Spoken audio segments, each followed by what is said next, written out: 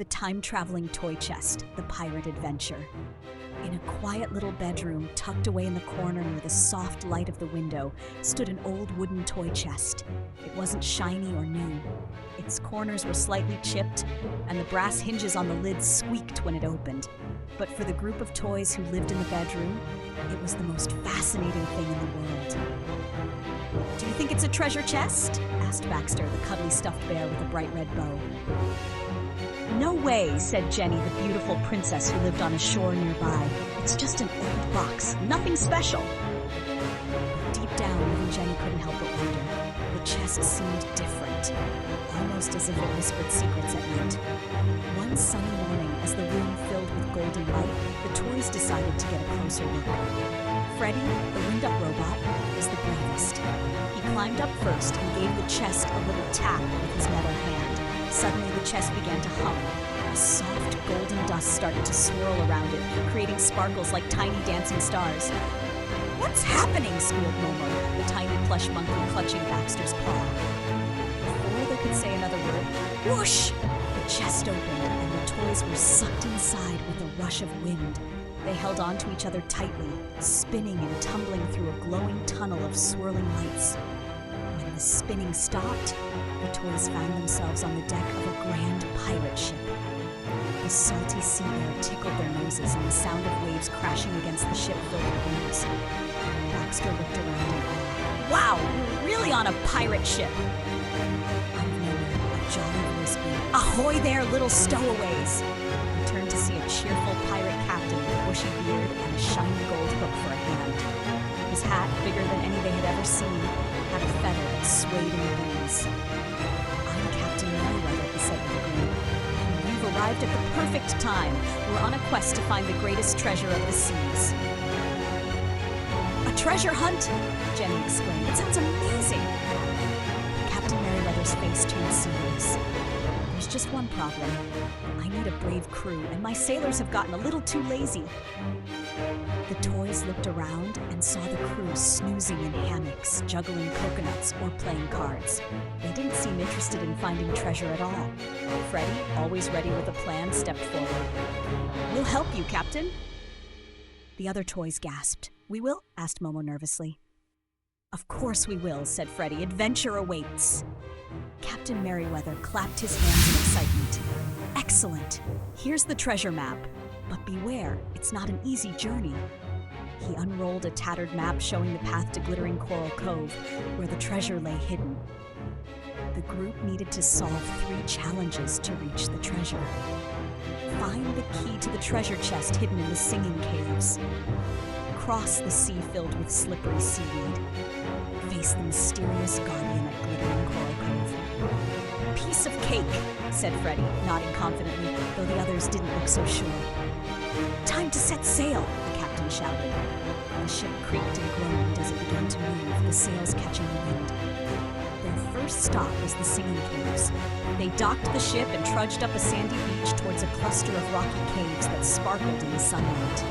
From deep inside came the soft, musical sounds of tinkling chimes and humming voices. "It sounds beautiful," whispered Jenny. "But also creepy," Momo added, hiding behind Baxter. Inside the largest cave, the toys found a group of glowing jellyfish singing in harmony. They swirled around a wooden key at the center of the cave. Every time the toys tried to get close, the jellyfish swirled faster, blocking the key. Freddy scratched his metal head. Maybe if we ask nicely?" The toys tried everything, pleading, singing back, even promising bananas, Momo's idea. Nothing worked. Finally, Jenny noticed something. "Wait! The jellyfish brighten every time we clap!" The toys realized the jellyfish wanted them to join in the music. They clapped their hands, stomped their feet, and made up a silly little tune. The jellyfish happily danced to their beat and floated away, leaving the key behind. "We did it!" Baxter cheered, holding the key up high.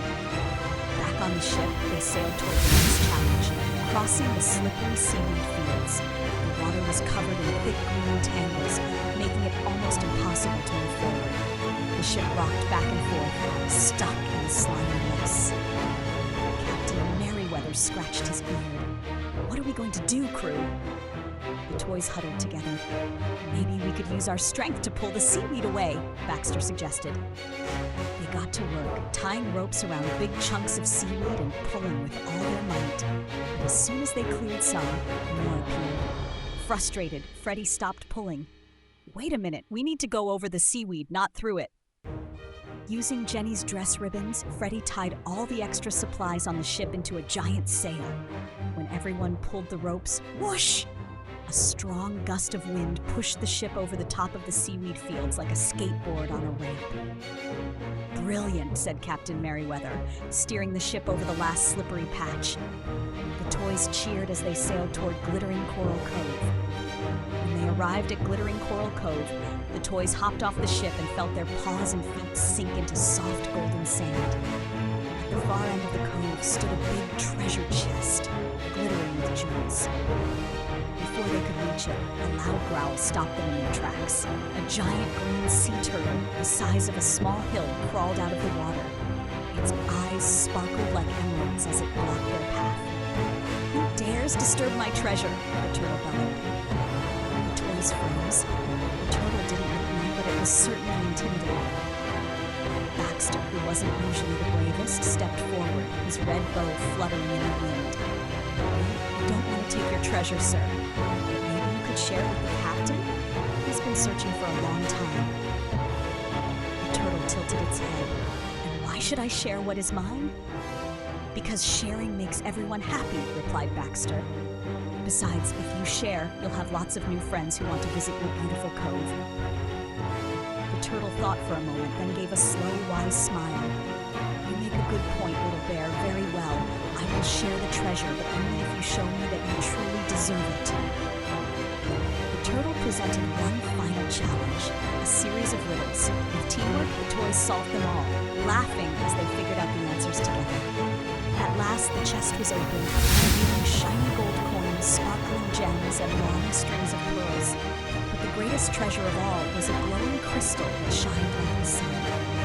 "Thank you, friends," Captain Merriweather said with a grateful bow. "This crystal will guide others who are lost at sea, bringing joy to all who see its light."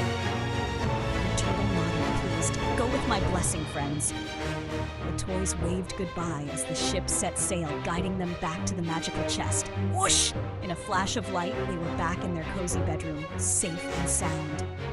"That was amazing," said Jenny, twirling in excitement. "And we learned something important," added Baxter with a smile. "Sharing and working together are the best ways to make any adventure special." The toys all agreed. As they looked at the magical chest once again sitting quietly in the corner, they knew this was just the beginning. Who knew where it would take them next?